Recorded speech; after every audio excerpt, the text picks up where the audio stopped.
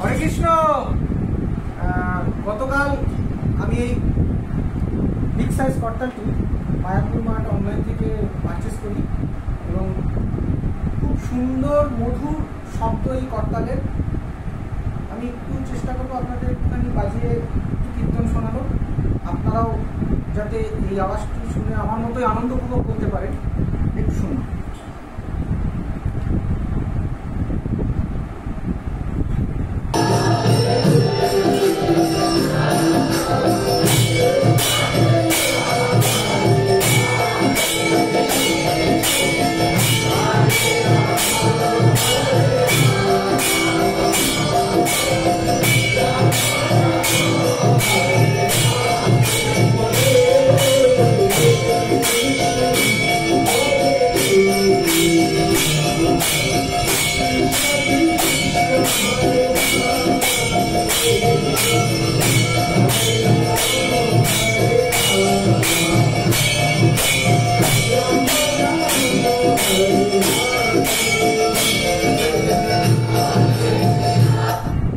শুনলেন মধুর শব্দ করতালের, আপনারাও আমার মতন আনন্দ উপভোগ করুন।